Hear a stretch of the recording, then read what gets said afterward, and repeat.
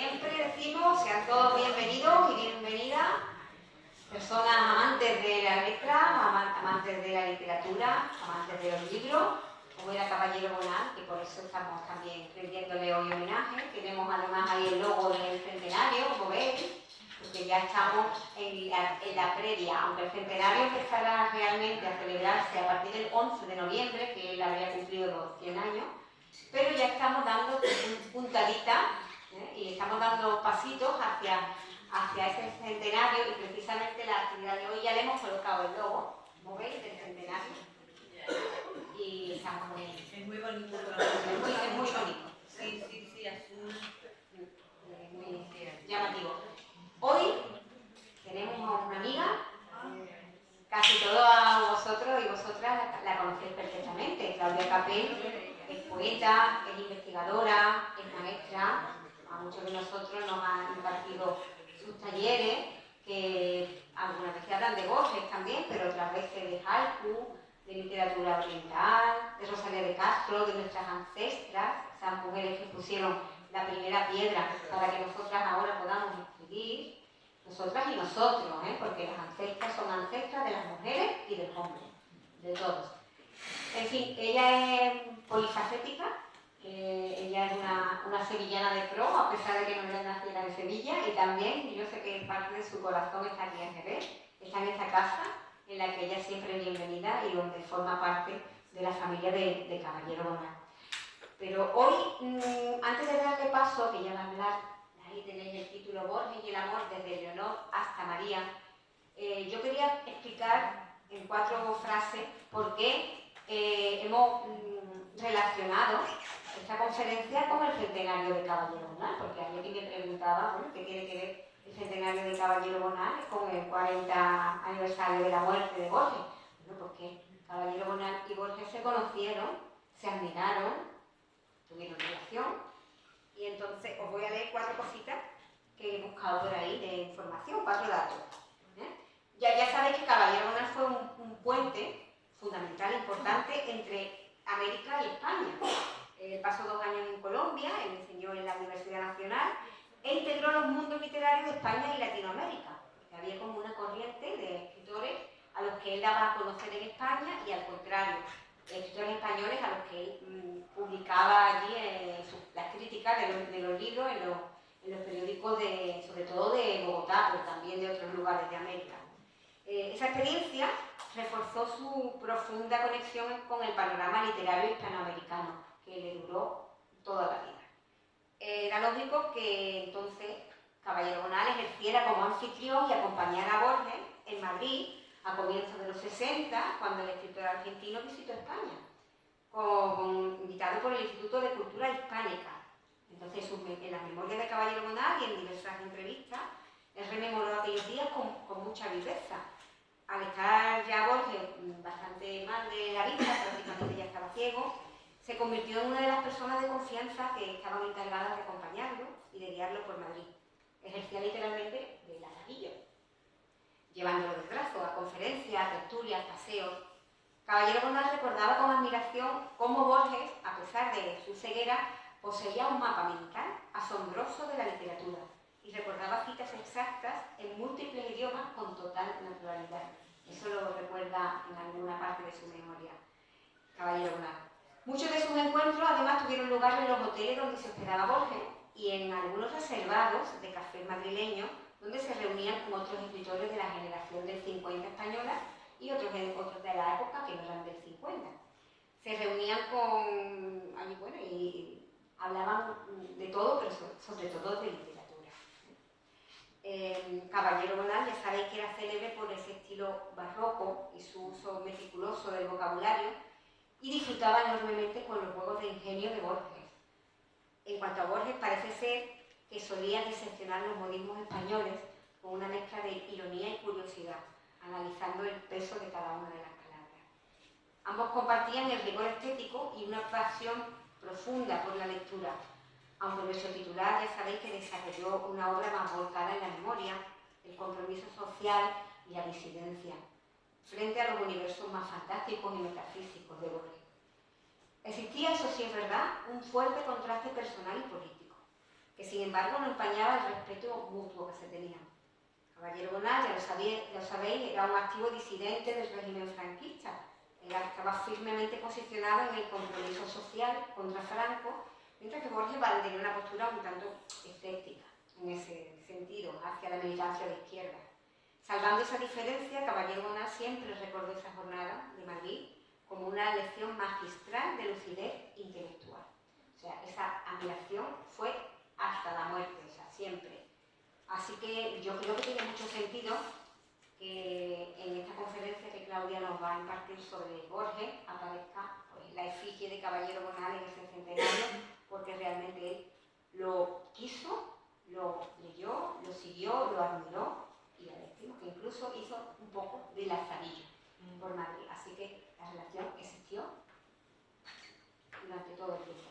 Y ya no te voy a quitar más tiempo, Claudia, ya cuéntanos lo que... No, y muchas gracias, Pepe, muchas gracias por esas bonitas palabras, porque ese viaje que tú mencionas del 63, con Caballero Bonal como Lazarillo, fue muy importante para Borges porque volvió a España después de 40 años. O sea, estaba emocionadísimo, dio unas conferencias de literatura fantástica. Y yo creo que además tenían en común dos cuestiones más, ¿no? Una era Colombia, porque así como Caballero Bonal, al que adoro, me parece un poeta divino al que releo continuamente, escorpiano igual que yo y me encanta. Para Borges Colombia también fue muy importante, porque fue el primer reconocimiento como doctor honoris causa de la Universidad de los Andes que él recibió fuera del Río de la Plata y de Argentina. La primera fue en Colombia. Tanto es así que el personaje de su cuento, Ulrica, es un profesor colombiano de la Universidad de los Andes llamado Javier Otárola, y aparece en su tumba ese nombre. Luego lo vamos a ver, o sea, fíjate hasta qué punto, ¿no? Y luego a los dos les gustaban mucho los astros. Eran los dos fanáticos de los astros. De la astronomía. Sí. Muy bien, pues muchas gracias, Pepa, por invitarme siempre a esta casa maravillosa que es la Fundación Caballero Bonal. Gracias a todos por estar aquí en junio a pesar del calor. A mí me hace muy feliz venir a Jerez, me hace muy feliz hablar de Borges y me hace muy feliz estar aquí con Pepa. Hoy vamos a hablar de Borges y el amor, de lo que se habla muy poco, siempre, ¿no? Y le he puesto desde Leonor hasta María, porque voy a hablar de sus amores más importantes, no solo románticos, ¿no? Entonces, si hablamos de Borges, no podemos no nombrar a Leonor Acevedo, su madre, la omnipresente Leonor, que fue la mujer que realmente lo acompañó toda la vida. Yo no sé, ¿esto lo corre? ¿Tú sabes?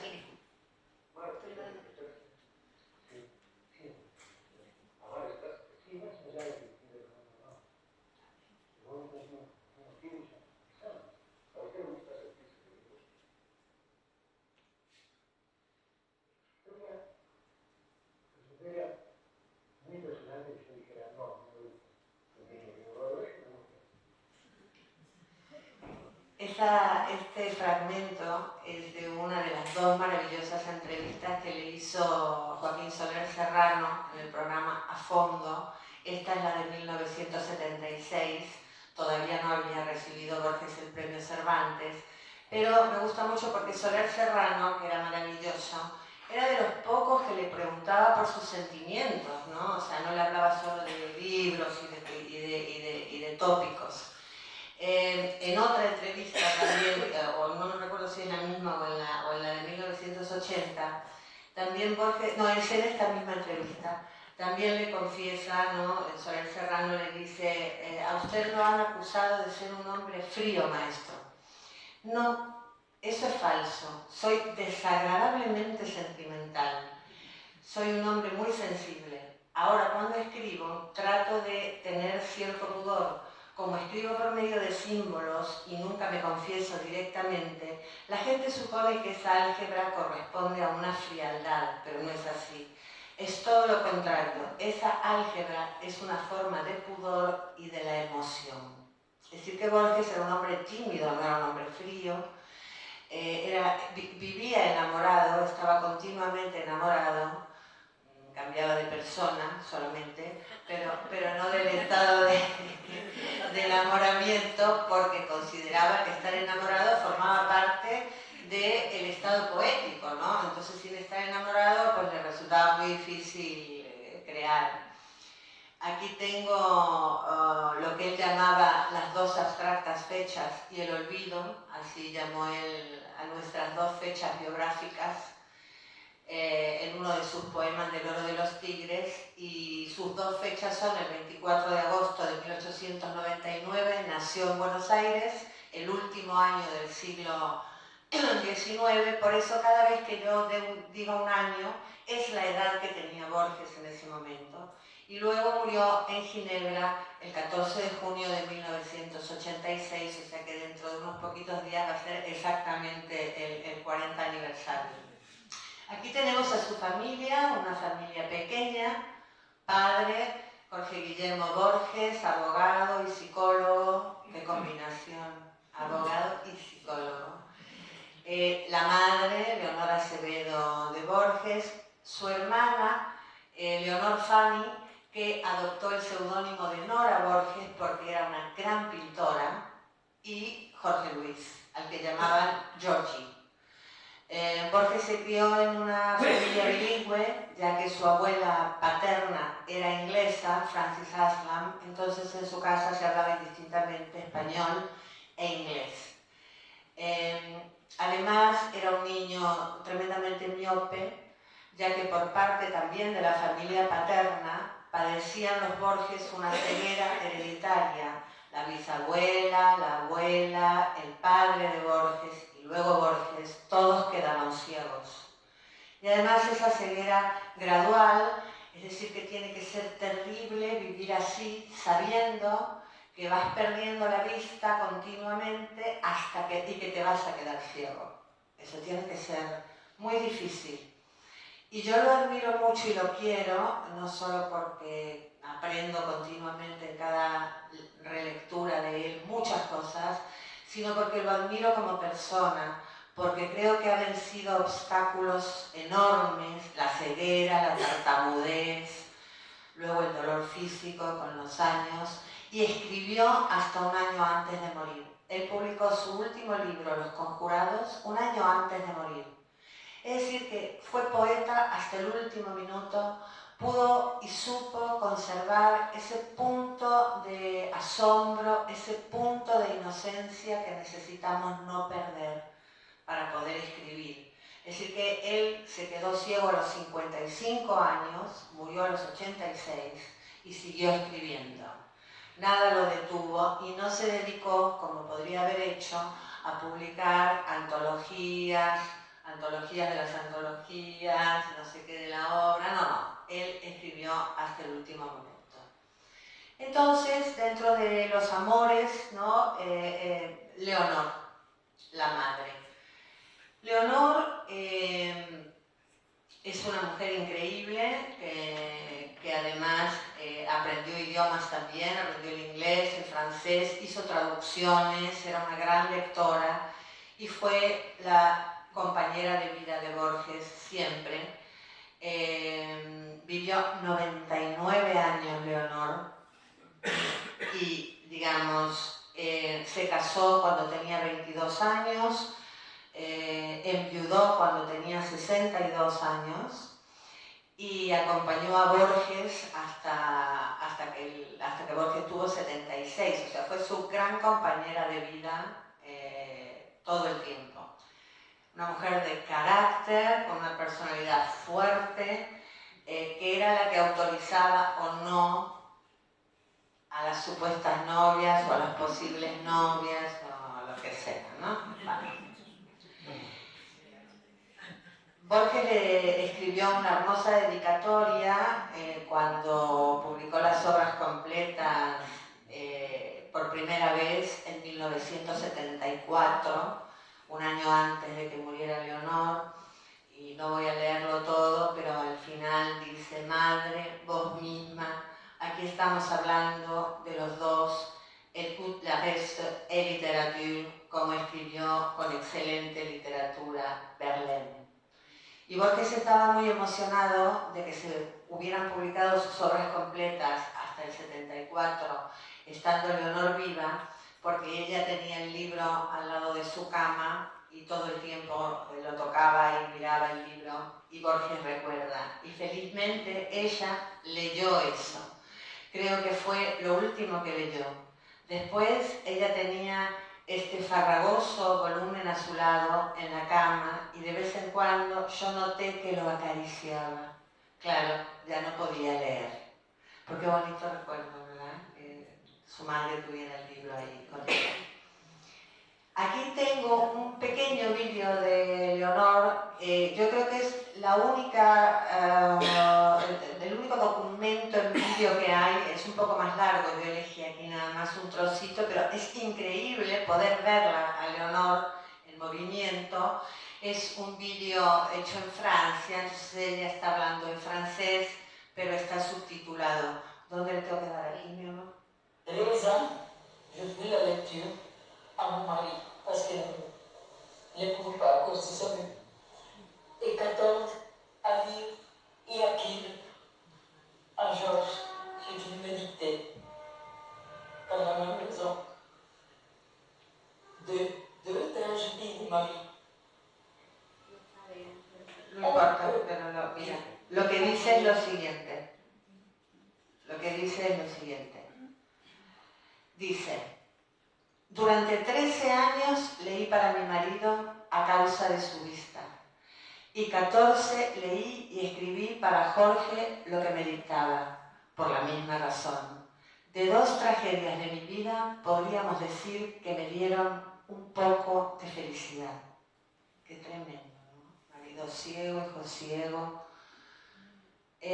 Borges le dedicó un poema que se llama El remordimiento, que es ese poema que empieza diciendo: he cometido el peor de los pecados que un hombre puede cometer, no he sido feliz.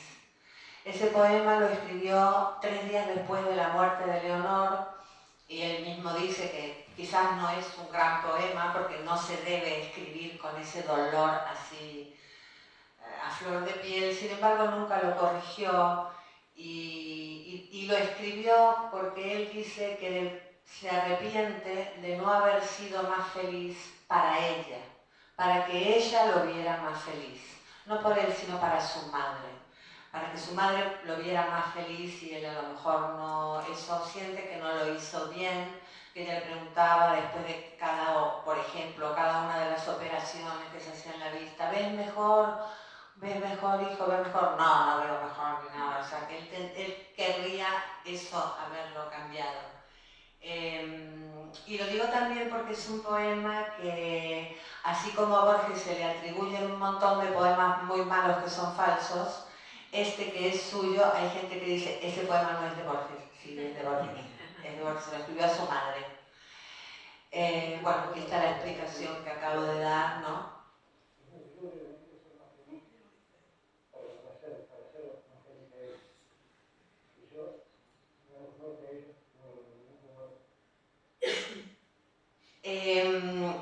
No sé si me entiendes o no. Vale.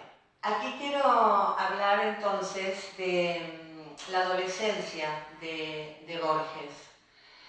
A los 14 años, o sea, en 1914, el padre decide viajar a Ginebra en busca de tratamiento para su vista. O sea, no se daba por vencido y quería ver si podía salvarse de la ceguera familiar. Entonces viajan a Ginebra y están fuera de Argentina entre 1914 y 1921.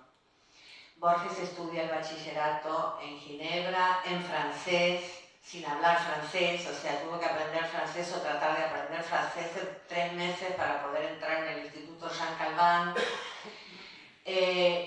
Y durante ese periodo la familia pasó largos tiempos en España, ¿no? Vivieron un tiempo en Palma de Mallorca, pero para Borges lo esencial fue la llegada a Sevilla.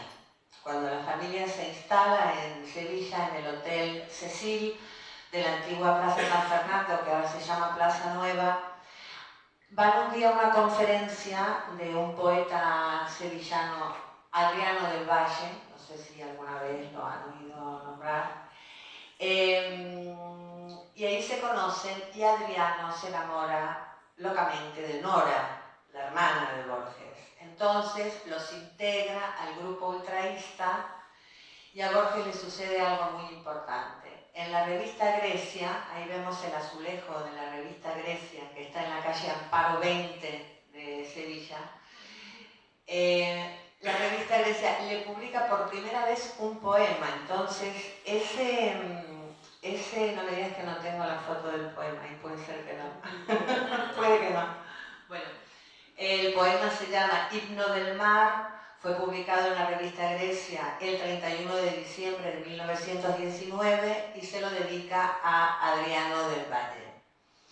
Pero en aquel momento Borges era el hermano de Nora, porque la importante era Nora, para Adriano del Valle, para Isaac Bando, para todos los ultraístas que estaban como embobados con la niña, que Borges tenía 20 años, pues ella tenía 18 y era como muy bonita, ¿no?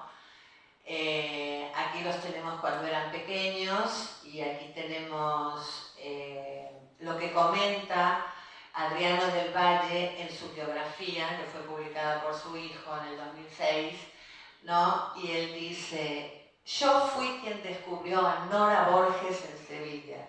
Reclamo para mí toda la gloria de aquel afortunado descubrimiento, toda la gloria por el feliz hallazgo de aquella hermosísima perla intelectual que lució entre nosotros durante mucho tiempo la mágica luz de su más raro y puro oriente. Oh, Nora Borges, amazona, bueno, en fin, que estaba sideralmente enamorado. De hecho, le escribió algo llamado Poema Sideral para Nora Borges, un poema que tiene, no sé, 6 páginas en prosa, larguísimo, con cantos, estrellas, en fin, seres imaginarios. Y él se consideraba el poeta centauro. Entonces, esta pequeña ilustración que vemos ahí, El Jardín del Centauro, es una ilustración que hizo Nora para un libro de poemas de Adriano del Valle que nunca se publicó, pero que luego aparece en un cuento de Borges, ¿no? Pero aquí tenemos una postal que le manda Nora a Adriano ya cuando estaban en Madrid y ya estaban paseando por Toledo, ¿no? A la calle Sierpes 36, y mantuvieron una relación de amistad, siempre fue platónico, fue una relación de amistad durante poco tiempo, porque pocos años después Nora se enamora de otro poeta, y Guillermo de Torre, con quien se casa y tienen hijos. Aquí tenemos parte del poema sideral. El que está en la foto es Guillermo de Torre, la persona con quien Nora se casa.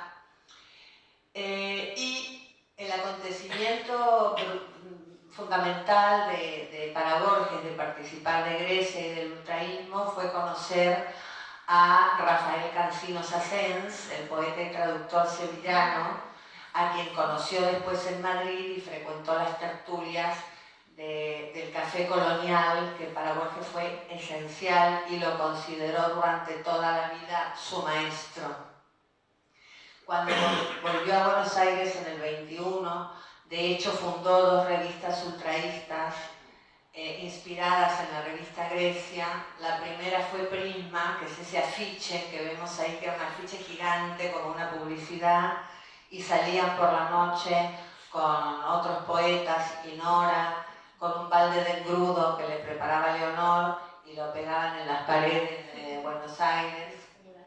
Sí, la revista Mural Prisma, 2 números duró, porque no tenían ni presupuesto. Y luego fundó, unos años después, la revista Proa, que es así, sobrevivió 15 números y tiene como la estructura de la revista Grecia y tiene forma de libro, esa ya no es un afiche. Y que son revistas que luego la Fundación Borges ha continuado publicando durante mucho tiempo y yo tuve el honor de dirigir junto a María Kodama durante 7 años estas revistas Proa y Prisma de la Fundación Borges. Y aquí está un prólogo que escribió María cuando me integré a codirigir o subdirigir las revistas junto a ella. Y me gusta mucho porque eligió una frase del último libro de Borges, Los Conjurados, que me encanta, y dice: solo podemos dar lo que ya hemos dado, solo podemos dar lo que ya es del otro. Aquí hay pinturas de Nora, ¿no? La portada de Fervor de Buenos Aires, el primer libro de su hermano, otra pintura, Recuerdos de Córdoba, porque la ciudad andaluza más importante para Nora fue Córdoba. Y aquí tenemos algunas otras pinturas, niñas españolas, que están, digamos, en museos muy importantes, como el Museo Reina Sofía o el Museo de Arte Moderno de Nueva York. Es decir, Nora, lo que le pasó a Nora es que nació en el 20, y así como ella, tantas pintoras y tantas escritoras han permanecido prácticamente invisibles, que apenas la conocemos. Pero Nora es una pintora muy importante que ahora hace unos pocos años, pero muy pocos, no más de 10 años, ha empezado a recuperarse su obra y a ser exhibida, ¿no? Lo que le sucede a Borges cuando vuelve de Europa, en el año 21, es que conoce a las hermanas Lange. Nora y Aide Lange. Aquí las tenemos. Es el primer gran amor de Borges, es Nora Lange, que lo despreció siempre, nunca lo quiso. Se enamoró de otro poeta, lo dejó tirado. Se enamoró de Oliverio Girondo y entonces Borges se enamoró de la hermana de ella. Pero son las dos muy importantes en la vida de Borges, las dos. Esta es Nora, en primer plano, y ahí está con Oliverio, con quien se casó, es decir, convivió, todo, no sé, no recuerdo ahora si se casó, pero por lo menos convivieron. Y claro, para Borges, Oliverio Girondo, desde ese momento, y sobre todo a partir de 1934, cuando se van a vivir juntos Nora y Oliverio, es el enemigo. Es el enemigo, o sea, el gran enemigo. Y creo que todos podemos comprenderlo porque a todos alguna vez nos ha dolido el corazón, ¿no? A todos alguna vez nos han herido. Esa herida se alivia pero nunca cierra, ¿no? Entonces ahí queda esa relación que la menciono porque en el año 33 Nora Borges, que era Nora Lange, que era una maravillosa poeta y también escribía novela y artículos, una escritora muy buena, presentó su novela 45 días y 30 marineros. Entonces ahí vemos a Oliverio Girondo rodeado de marineros sosteniendo una figura de cartón, ¿no?, de Nora convertida en sirena. La cuestión es que entre los marineros están, lo vemos en la otra foto, Pablo Neruda y Federico García Lorca, porque Federico estuvo en Buenos Aires varios meses entre octubre del 33 y marzo del 34, es adorado Federico en Buenos Aires, no en Argentina. Imagínense entonces que para Borges ver a Oliverio con Pablo Neruda y con Federico, los amigos de mi enemigo son mis enemigos. Entonces él nunca los quiso. Y luego podemos hablar de si la política, ninguna política. Este fue el problema. Este fue el problema. Esto no lo olvidó nunca más, esta cuestión. Y aquí lo tenemos a Borges con Aide, la hermana de Nora. Ya Nora ida con Oliverio, imposible, o sea, eso era imposible. Entonces ahí empezó sus amores con Aide. Yo hace un tiempo escribí un libro llamado Borges Invisible, una biografía poética, donde ya vengo estudiando la importancia vital de Aide Lange en la vida de Borges. Las dos hermanas, pero Aide.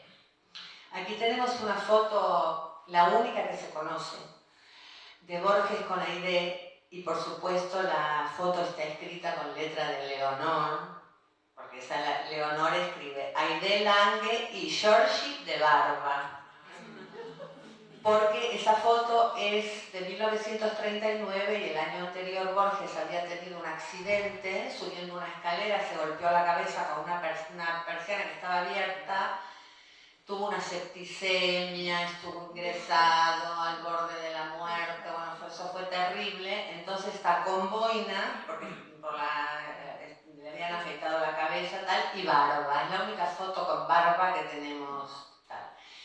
Y detrás él escribió Wounded Tapper, o sea, tapir herido, 1 de abril de 1939. En ese año él estaba trabajando en una biblioteca de Buenos Aires, la biblioteca Miguel Canet, era subalterno de un subalterno,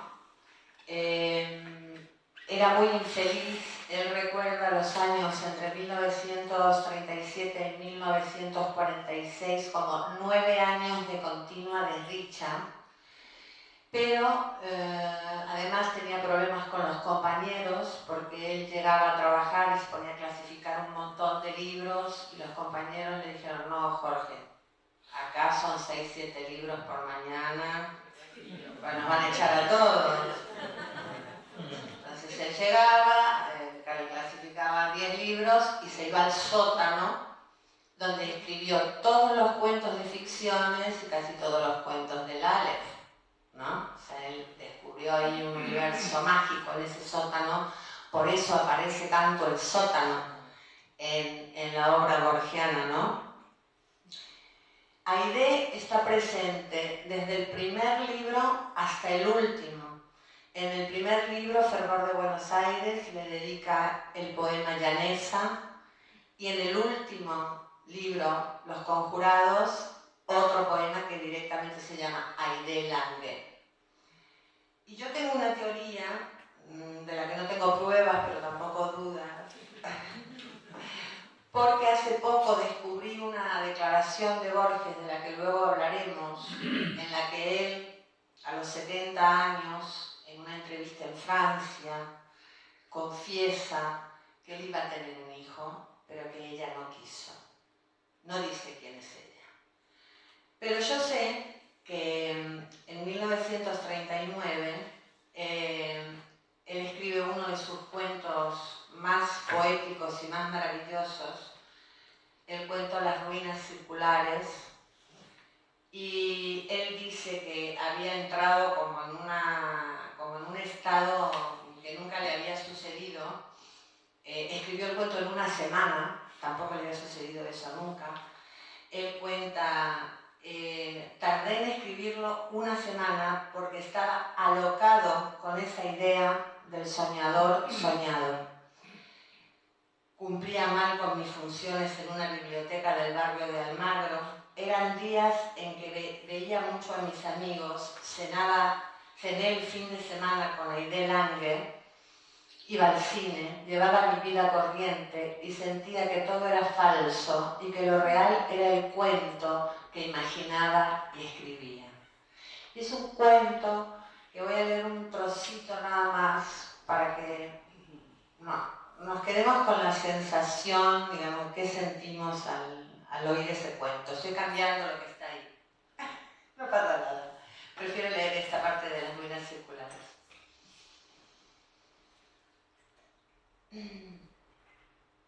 Casi inmediatamente soñó con un corazón que latía.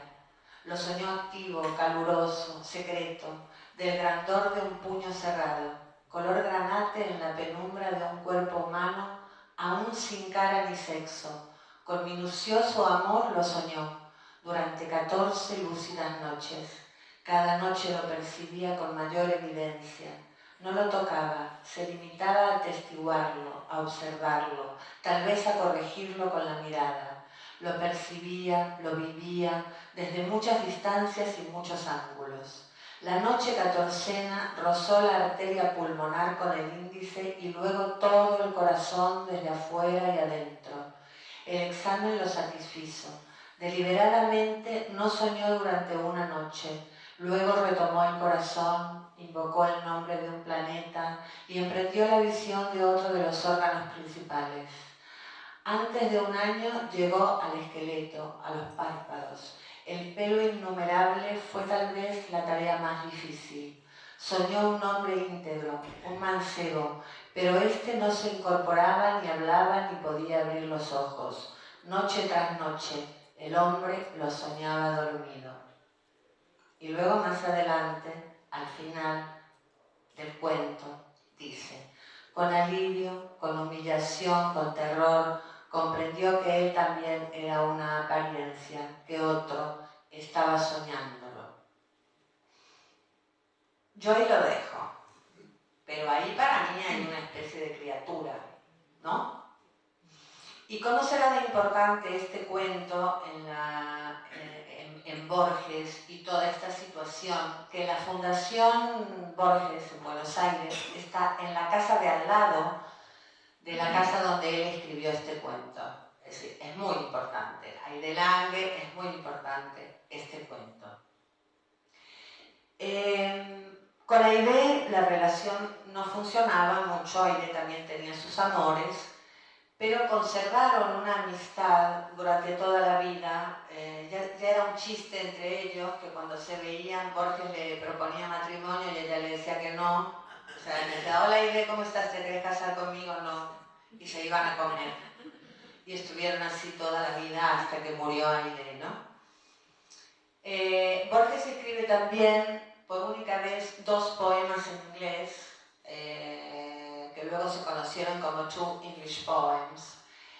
Él las confesiones más importantes de su vida las hizo en inglés y en francés. En español no me confesaba ciertas cosas. Pero yo tengo la convicción de que estos 2 poemas son para las 2 hermanas. Hay muchas teorías y muchas cosas, pero yo creo que ahí están las 2 hermanas en estos poemas de 1934. He tenido acceso a los originales, o sea, he podido leer tachaduras, secretitos, correcciones y también un tercer poema en inglés, casi que no ha sido publicado y que es sumamente interesante también, sobre el que he hecho un estudio y he escrito un par de cosas porque me parece interesantísimo que se sigan descubriendo cosas de Borges, pero en este caso amorosas, ¿no? Confesionales. Todo esto es desconocido prácticamente, o sea, cada vez que se nombra Borges la gente dice siempre lo mismo: ficciones, Aleph, esto, lo otro, y hay tanto más, pero tanto más. Luego aparece esta figura que se llama Estela Canto, que es una chica que Borges conoció en las... Bueno, Aide siempre estaba ahí, ¿no? La conoce en la casa de Silvina Ocampo y Adolfo Bioy Casares, sus amigos. Él tenía 45 años, ella tenía 28. Y tuvieron una relación compleja, rara, difícil. Él además le escribía algunas cartas de amor en una época en la que también le escribía cartas de amor a Elsa Astete, que es con la que después se casaría. Es confuso, se dicen muchas cosas de Estela Canto. Lo que yo puedo contar es que le dedicó el cuento El Aleph a Estela, porque Estela se lo pasaba a máquina. Y entonces, como para Borges era más importante tenerlo pasado a máquina para entregarlo a la revista que se publicara, le dejó el manuscrito. Y ella lo subastó en Sotheby's, cuando Borges todavía estaba vivo, y no le dijo nada. Simplemente lo subastó. Hay muy pocas fotos de Borges y Estela, muy pocas. Y ella escribió un libro, una vez muerto Borges, que se llama Borges a contraluz. Bueno, ahí cuenta algunas cosas, otras no las cuenta. No sé bien qué cuenta, porque he intentado leer el libro, lo he leído y no he entendido lo que quería contar. Y hace una crítica literaria sobre la obra de Borges. Yo no me atrevería, pero bueno, ¿no? Y publica unas cartas que en general no tienen fecha. Entonces, lo que sucede es que subasta el manuscrito de la Aleph, lo compra la Biblioteca Nacional de España, ahí está, a resguardo, el manuscrito de la Aleph, en mayo del 85. Y Borges se entera por la prensa, y cuando luego viene a España, un poco más adelante, no sé en qué mes exacto, creo que en junio, al mes siguiente, viene a presentar su último libro en Madrid y Barcelona, está la noticia esta: maestro, se ha subastado el manuscrito de la Aleph, él no tenía ni idea de nada. Estela nunca se lo había dicho, aunque ella en una entrevista post-mortem, por supuesto, de Borges, dice que se lo había dicho.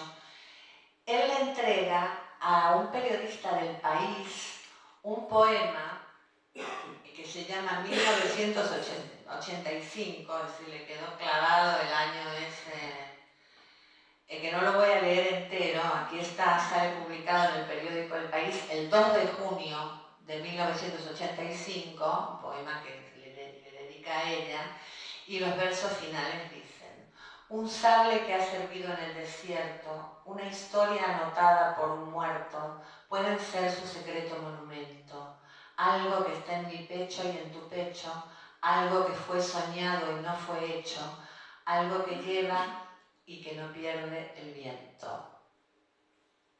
Y también me hace pensar, ¿no? Ese hijo que no tuvo, o sea, yo no puedo asegurar quién es ella, pero ahí va dejando cosas que me hacen pensar. Algún día lo descubriré. Como romántico, digamos que, sin olvidar la ceguera, que todos estos transcursos amorosos, es un hombre que se va quedando paulatinamente ciego. Él pierde la vista en 1955, en el mismo año lo nombran director de la Biblioteca Nacional. Increíble, o sea que cuando tiene todos los libros a disposición, no ve. Y es cuando escribe el poema de los dones, que en los 4 primeros versos lo dice todo, ¿no? Nadie rebaje a lágrima o reproche esta declaración de la maestría de Dios, que con magnífica ironía me dio a la vez los libros y la noche. Qué fuerte, ¿no? Luego, en 1960, él regresa a la poesía, escribe uno de sus mejores libros, El Hacedor.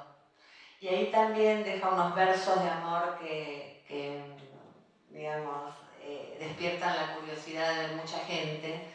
Yo, que tantos hombres he sido, no he sido nunca aquel en cuyo abrazo desfallecía Matilde Urbach. Nadie sabe quién es Matilde Urbach, pero es uno de los poemas más famosos de Borges. Voy a acelerar un poquito porque no quiero que nos pille la noche. En 1961 Borges recibe el premio Formentor de Mallorca, de los editores de Mallorca, y le cambia completamente la vida. Ahí es cuando empieza Borges esa carrera literaria imparable con 61 años. Antes era casi desconocido Borges fuera del Río de la Plata y de algunos círculos de América, digamos, entre lectores y que iban conociendo sus libros, pero no era un escritor conocido.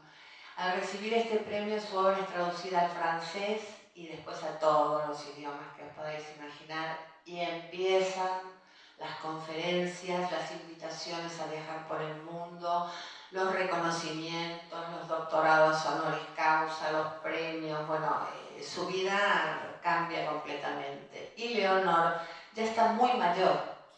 Entonces lo acompaña al viaje a Madrid que mencionó Pepa en 1963, al viaje a Bogotá, viaje a Texas, todo al principio de los 60. Pero después un día le dice, mira Jorge, yo no te voy a poder seguir acompañando, así que te vas a tener que casar. Porque vas a necesitar que alguien te acompañe. Y dentro de las candidatas, la que Leonor consideraba más apta era Elsa Astete, ¿no? Era Elsa Astete. Él la había conocido décadas atrás, habían tonteado un poco cuando estaba con Estela Canto y le mandaba cartas a Estela y todo este rollo. Mientras tanto, Elsa se casó, tuvo un hijo, enviudó, y entonces en 1967 cometen el fatal error de casarse y el matrimonio dura 3 años. No, eso era imposible. Aquí tengo la libreta de casamiento, ¿ves? Entonces Jorge Luis Borges, bla bla, no sé qué, soltero, 67 años, y Elsa Astete, 57 años, viuda. Se casan en el 67, dura 3 años, y duró 3 años porque viajaban mucho. Porque claro, Borges dio la conferencia de Harvard y de eso, y si no, eso no hubiera durado nada. En el 70, él un día le dice, Elsa, voy a hacer unos trámites, y nunca más volvió. Se fue a la casa de la madre. Es bueno. Sí. Esto fue el pucherito, ¿no?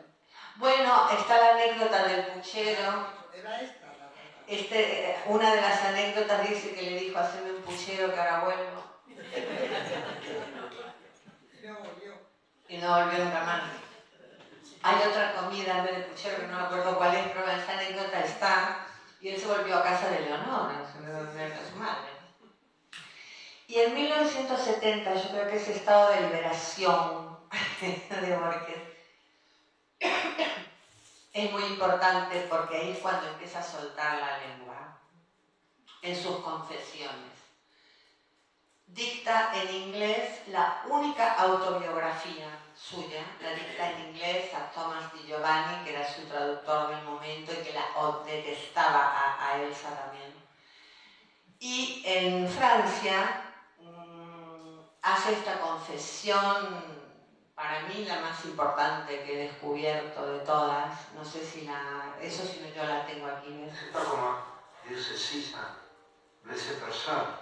Il y a eu une fois où j'allais savoir mon fils. Mais comme notre liaison n'était pas régulière, elle, je la nomme de cette façon pudique, elle n'a pas voulu. Je lui en garde rancune encore. Je crois que la paternité est une expérience très importante. Fuerte, ¿no? ¿Cómo será de fuerte este vídeo? Es la primera vez que lo muestro en una conferencia, porque quiero mostrarlo en esta casa. Que cuando lo subí a mi Instagram, la gente, borgiana o como se dice, estaban indignados. Y todo, eso es inteligencia artificial, eso no es cierto, ese no es Borges, eso no lo quieren creer, eso lo dijo Borges. Tengo todo el material, es una entrevista de 6 horas en francés en los años 70, la tengo entera, así que no es ninguna inteligencia artificial, pero ha molestado mucho que haya dicho eso. ¿Sí? Hay mucha gente experta o lo que sea en Borges que les molesta lo que dice Borges. O sea, cuando Borges dice algo que no es lo que ellos piensan, por ejemplo, la verdad del Aleph o ciertas cosas, se indignan y dicen, Borges no dijo eso, eso es inteligencia artificial, eso está editado, eso no sé qué. No sé por qué les cuesta tanto aceptar la palabra de Borges. O sea, eso lo dijo Borges. ¿Por qué no? A los 70 años, se esperó 70 años para decirlo y no tenía por qué decirlo. Si lo dijo será por algo, digo yo, ¿no? Una vez que se divorcia de Elsa, que fue tremenda infelicidad, en 1971 algo comienza en Islandia. Él y María Kodama ya se conocían hacía tiempo, pero en Islandia sucede lo que tenía que suceder. Voy a leer la postal que le manda Borges a Leonor. Reykjavik, 14 de abril de 1971. Querida madre, mucho más increíble que Islandia es el hecho de que María Kodama haya arribado aquí con noticias tuyas. O sea, eso era una aprobación. ¿Cómo lo quiero? O sea, él estaba contento de ver a María, pero sobre todo de que Leonor estuviera contenta, de que él viera a María, ¿no?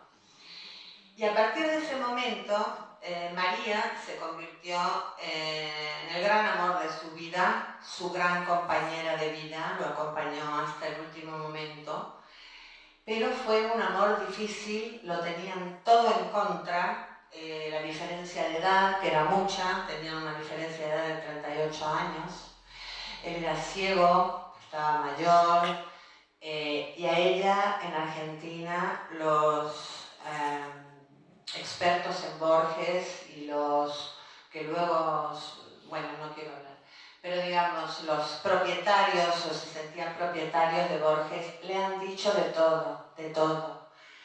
Yoko Ono, sangre amarilla, PUTA, no sé qué, bueno, o sea, terrible. ¿No? Entonces, o sea, no quiero pasarme de tiempo, ¿no? Aquí hay varias fotos con María y él escribe un poema muy significativo en el año 72, su libro El oro de los tigres, cuando ya están en plena relación con María y tienen todo ese odio alrededor de cierta gente de los círculos literarios, no las personas, sino los círculos culturales, digamos, escribe un poema que se llama El amenazado. Es el amor, tendré que ocultarme o huir. Bueno, voy a abreviar, ¿no? Pero él siente como una gran presión. Crece en los muros de su cárcel como en un sueño atroz. La hermosa máscara ha cambiado, pero como siempre es la única. ¿De qué me servirán mis talismanes, el ejercicio de las letras, la vaga erudición, el aprendizaje de las palabras que usó el áspero norte para cantar sus mares y sus espadas, la serena amistad, las galerías de la biblioteca, las cosas comunes, los hábitos, el joven amor de mi madre, la sombra militar de mis muertos, la noche intemporal, el sabor del sueño?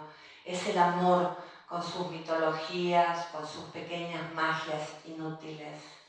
Hay una esquina por la que no me atrevo a pasar. Ya los ejércitos me cercan las hordas. Esta habitación es irreal, ella no la ha visto. El nombre de una mujer me delata. Me duele una mujer en todo el cuerpo. ¿Cómo se llama el poema? El amenazado. María lo acompañó desde entonces por todos los viajes del mundo. Aquí tenemos, por ejemplo, cuando recibió Borges el premio Cervantes, que vino acompañado por María, viaje a Japón, lamentablemente el día de la muerte. Y en el año 77 él escribe un libro hermoso que se llama Historia de la Noche y se lo dedica a María Kodama. Le dedicará muchos, pero este es la primera dedicatoria grande y fuerte que quiero leer una parte. Por los mares azules de los Atlas y por los grandes mares del mundo, por el Támesis, por el Ródano y por el Arno, por las raíces de un lenguaje de hierro, por una pira sobre un promontorio del Báltico, por los noruegos que atraviesan el claro río en alto los escudos, por una nave de Noruega que mis ojos no vieron, por una vieja piedra del Alting, por una curiosa isla de cisnes, por un gato en Manhattan, por Kim y por su lama escalando las rodillas de la montaña, por el pecado de soberbia del samurái, por el paraíso de un muro, por el acorde que no hemos oído, por los versos que no nos encontraron. Su número es el número de la arena.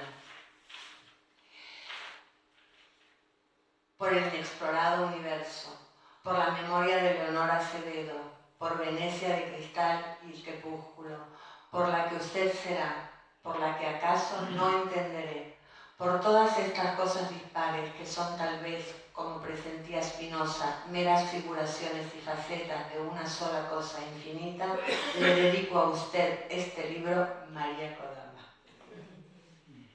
Es interesante también notar la continua presencia noruega. Es que lo de las noruegas, de verdad, las noruegas están siempre ahí. No importa si le está dedicando el libro a María, no importa nada. Ahí están las noruegas, siempre. Y la madre, ¿no? El amor joven de mi madre, no sé qué, de Leonor Acevedo, es decir, es constante Borges. Una de las fotos vemos también cuando Borges murió, digamos, él quiso morir en Ginebra. Él estaba muy enfermo y no quería estar en Buenos Aires, no quería que la prensa pudiera colarse y hacerle fotos de un hombre enfermo en malas condiciones, como había sucedido con otras figuras importantes del país, sobre todo una que él recuerda, una foto espantosa de Ricardo Balbín cuando murió un político, y él vio eso y le dio como terror, y él quiso morir en Ginebra. Y María cumplió su voluntad, pasó los últimos días aprendiendo árabe con un profesor y María le dibujaba las letras árabes en la mano para que pudiera hacerlo. Y él, el 6 de mayo del 86, envía una carta a queridos amigos de la agencia EFE, ¿no? Les manda una carta a los periodistas. Les envío estas líneas para que las publiquen donde quieran. Lo hago para terminar de una vez por todas con el asedio de los periodistas y con las llamadas y preguntas de las que estoy cansado. Soy un hombre libre. He resuelto quedarme en Ginebra porque Ginebra corresponde a los años más felices de mi vida. Mi Buenos Aires sigue siendo el de las guitarras, el de las milongas, el de los aljibes, el de los patios. Nada de eso existe ahora. Es una gran ciudad como tantas otras. En Ginebra me siento misteriosamente feliz. Eso nada tiene que ver con el culto de mis mayores y con el esencial amor a la patria. Me parece extraño que alguien no comprenda y respete esta decisión de un hombre que ha tomado, como cierto personaje de Wells, la determinación de ser un hombre invisible. Con todo aprecio se despide de ustedes Jorge Luis Borges. Esa fue su carta final, ¿verdad?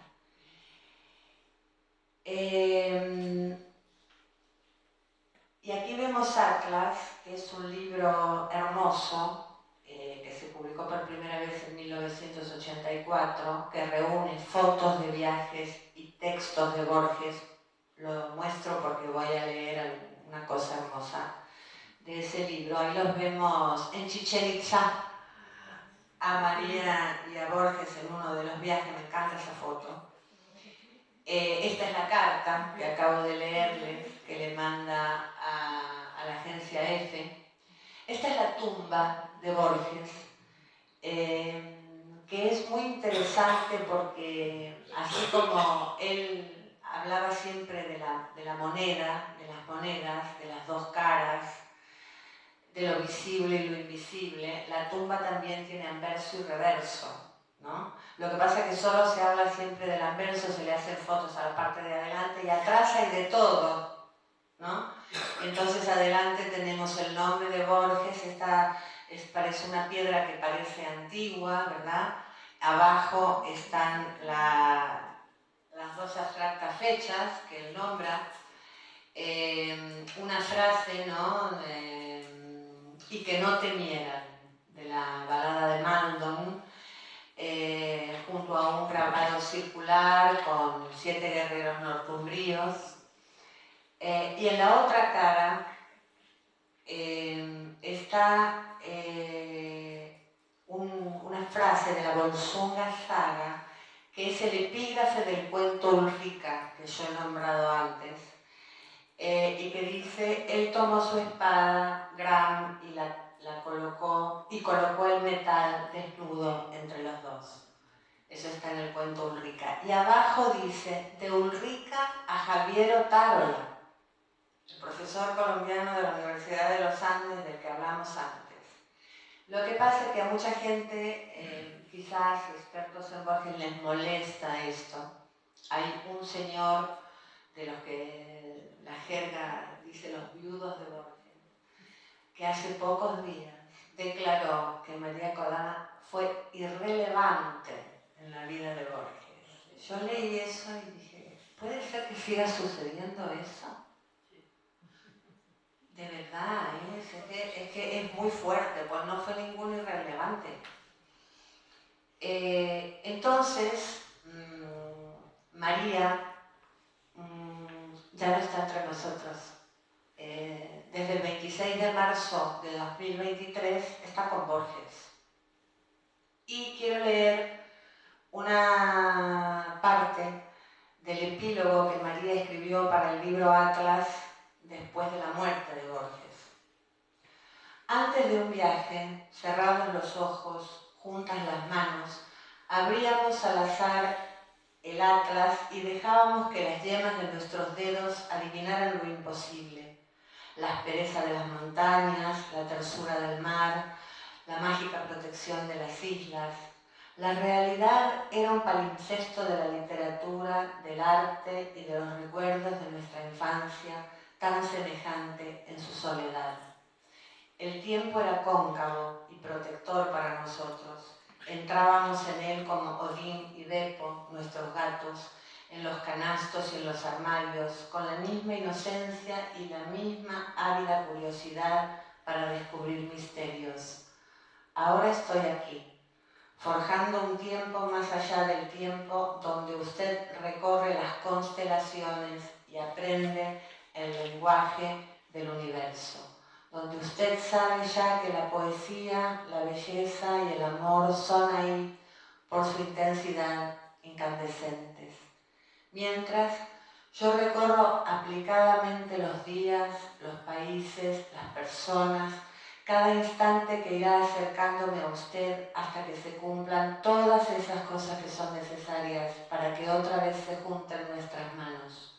Cuando esto suceda, seremos otra vez Paolo y Francesca, Henkist y Orsa, Ulrica y Javier Otárola, Borges y María, Próspero y Ariel, definitivamente juntos, solo luz para la eternidad.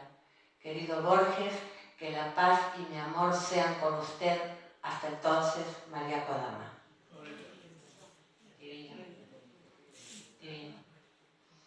Entonces, aquí la tenemos a María. Esta es la entrada de la Fundación Borges, donde yo tuve la felicidad de estar mucho tiempo con las revistas y demás. Aquí tengo algunas fotos con ella, porque además María convoca un premio de poesía haiku en los colegios de Argentina, y yo tuve el honor de formar parte del jurado de esos premios durante muchos años. Aquí ella hizo un día de una entrega de premios. Yo estoy más feliz que una perdiz. Sí, qué época más bonita, de verdad que la recuerdo con mucho cariño. Aquí está el libro que ella le dedicó al cumplir los 30 años de la muerte, lo tengo dedicado. Bueno, tengo muchas cosas más para decir, pero creo que vamos a abreviar un poquito el tiempo. Quiero hablar nada más de 2 laberintos. Uno que está en la provincia de Mendoza, que es en forma de libro, ¿no? que dice Borges y Borges, que fue diseñado por el inglés Randall Coach, y hay una réplica de ese mismo laberinto en Italia, en Venecia, ¿no? Son los dos laberintos de Borges que son hermosos. Yo el de Venecia no lo conozco, conozco el de Mendoza, pero es una maravilla. Y para terminar, quiero referirme a otro gran amor de Borges, que es Buenos Aires. Esa ciudad que hay dos cosas que él escribió sobre Buenos Aires que me parecen divinas. Una está en su tercer poemario, Cuaderno San Martín, en un poema que se llama Fundación Mítica de Buenos Aires, donde dice: a mí se me hace cuento que empezó Buenos Aires, la juzgo tan eterna como el agua y el aire. Y luego, en 1964, en uno de sus mejores libros, El otro, el mismo, escribe un poema, dos poemas a Buenos Aires, y está la frase: no nos une el amor sino el espanto, será por eso que la quiero tanto. Y es una frase que me encanta porque ¿quién no ha vivido una historia de amor así? ¿Nunca les ha pasado una relación de estas que no nos une el amor sino el espanto, y por eso nos queremos tanto, ¿o no? Finalmente hay una frase muy poco conocida de Borges sobre el amor que yo creo que es absolutamente ideal, que es del año 78, y dice así: pienso que el amor es un descubrimiento mutuo entre dos personas.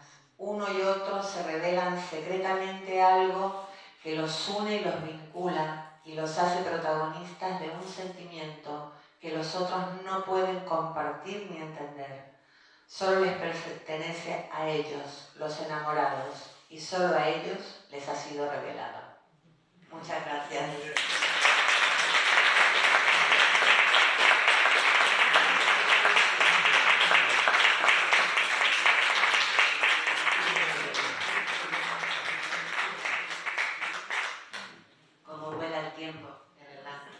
Espero que la hayan pasado bien, la hayáis disfrutado, y conocer un poquito a Borges desde otro lado y en otro tono, ¿verdad? Muchas gracias. No sé si tienes 5 minutos para que... Yo sí, yo estoy por el tema de que no quiero tener a la gente aquí. Sí, dígame. Ha dicho que sufrió mucho, obviamente, con la ceguera y la tartamudez. Sí.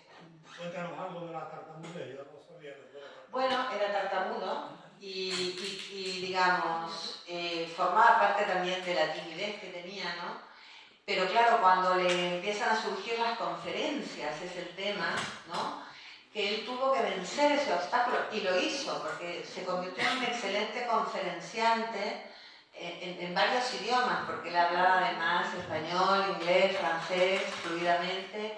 Pero hay algunas veces que si usted mira una entrevista o tal, tartamudez, le cuesta a lo mejor por momentos, sí, pero nada, él trabajó mucho para superarlo. A veces tiene más dificultad, pero muy bien, y vivió de dar conferencias hasta el último momento de su vida. Sí. ¿María era argentina? Sí, María era argentina. La madre era uruguaya, pero María era argentina, sí. Y el padre japonés. El padre era japonés. Por eso le decían la María. Claro, Kodama, el padre era japonés. Sí, y bueno, esas expresiones tan desagradables, ¿no? En fin, que... No sé si alguien quiere preguntar algo más o comentar algo, con mucho gusto. ¿No? Bueno, pues a la copita entonces. Vamos a tomar la copa.